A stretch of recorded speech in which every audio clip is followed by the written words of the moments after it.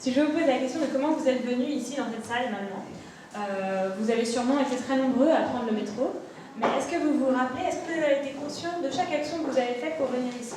C'est-à-dire, comme a dit Antoine, est-ce que vous avez été conscient de chaque pas que vous avez effectué pour venir ici? Ou alors, à l'inverse, est-ce que vous êtes venu de façon un peu automatique ou vous avez effectué de nombreuses actions de façon très automatique?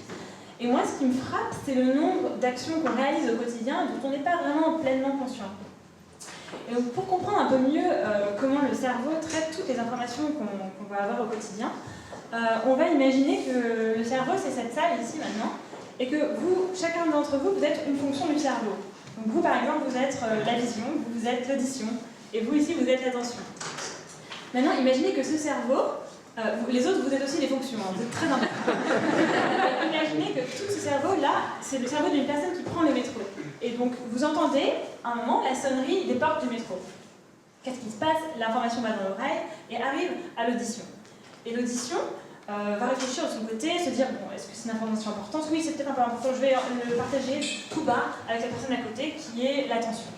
Donc la personne à côté dit, oui, effectivement, c'est important. Et là, elle décide, à deux, de façon un peu dans leur coin, dans une petite conversation, de partager cette information à toute la salle.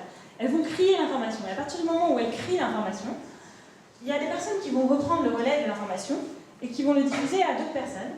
Et il va y avoir une conversation qui va se créer dans la salle autour de l'information qui est que la sonnerie a sonné. Et donc cette conversation cohérente et globale qui va avoir lieu à grande distance dans toute la salle, c'est un peu l'image de la conscience. Et au niveau du cerveau, on observe que quand on est conscient de quelque chose, des régions à grande distance dans le cerveau se mettent à communiquer de façon cohérente. Maintenant, ce qui est fascinant, c'est toutes les petites conversations qui ont lieu à voix basse, qui sont un petit peu tout ce que le cerveau fait de façon inconsciente. Et donc, on s'est posé la question, pour reprendre l'exemple de la sonnerie du métro et des portes qui se ferment, est-ce qu'on a besoin d'être conscient de la sonnerie du métro pour attendre la fermeture des portes? C'est un peu abstrait comme ça, mais est-ce qu'on a vraiment besoin d'être conscient d'une information pour qu'on initie une attente, qu'on soit dans un état d'attente et d'anticipation?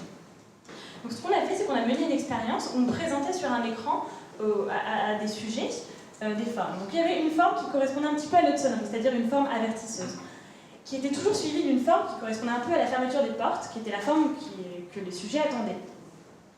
Et donc notre forme avertisseuse, parfois, elle était masquée, c'est-à-dire qu'elle n'était pas perçue consciemment par le sujet, un peu comme une image subliminale.